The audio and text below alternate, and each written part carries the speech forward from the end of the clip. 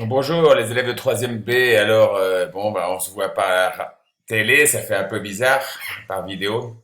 Donc aujourd'hui, la petite vidéo pour corriger le TD sur la génétique confirme-t-elle la théorie de l'évolution. En effet, quand Darwin il a écrit son livre, il a donc affirmé que la sélection naturelle permettait de comprendre comment les espèces évoluaient.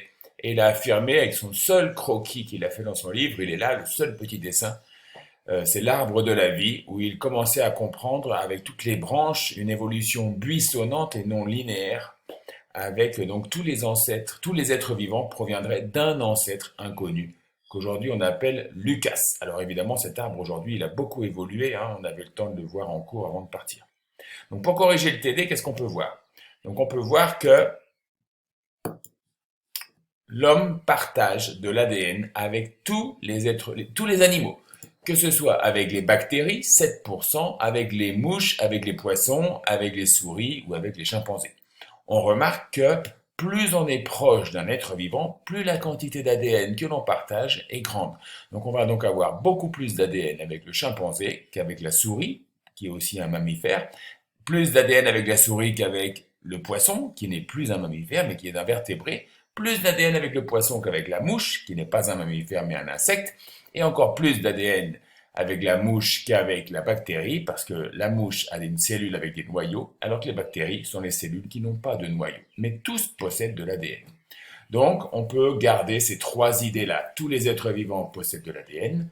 L'homme possède des gènes communs avec toutes les espèces vivantes, qui montrent bien que nous faisons partie de l'arbre de la vie. Nous avons les mêmes ancêtres que tous les êtres vivants qui vivent aujourd'hui sur cette planète. Et enfin, que plus un être vivant possède des ADN communs avec un autre être vivant, et plus leur ancêtre est proche dans le temps. Ensuite, quand on regarde notre histoire avec le chimpanzé, avec qui on partage plus de 99% donc, de notre ADN, on s'aperçoit par exemple, le chimpanzé possède 48 chromosomes, 24 paires. L'homme ne possède que 23 paires de chromosomes. Comment ça peut s'expliquer? Tout simplement parce qu'en fait, au cours de l'évolution, chez notre ancêtre, les deux chromosomes qui existaient chez notre ancêtre, le chromosome 2A et le chromosome 2B, ont fusionné. On voit que les bandes noires et les bandes blanches qui représentent des gènes, ou la disposition des gènes, on voit qu'elles sont identiques dans les deux espèces, entre le chromosome humain et les deux chromosomes du chimpanzé. Il y a donc eu une fusion dans notre ancêtre sur la lignée humaine. À cet endroit-là environ, les deux chromosomes 2A et 2B ont fusionné. C'est une innovation évolutive. Et enfin, pour terminer, si je compare l'ensemble du cariotype, je m'aperçois que l'être humain et le chimpanzé ont énormément de points communs, et que les différences sont facilement explicables. Ce sont des inversions, des retournements d'un petit bout de chromosome, une perte d'un tout petit morceau du chromosome. Mais en général, on a retrouvé toutes les explications pour expliquer les différences entre les chromosomes humains et les chromosomes de chimpanzés.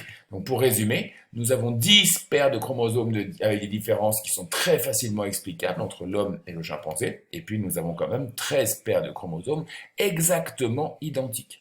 Il n'y a donc aucun doute, l'homme et le singe possèdent un ancêtre commun et les calculs montrent que cet ancêtre commun vivait il y a environ 6 millions d'années. Je voulais dire bien sûr l'homme et le chimpanzé. Par contre, l'homme ne descend pas du singe. L'homme et tous les singes présents sur cette image ont un même ancêtre commun. Donc voilà, je vous remercie de votre attention.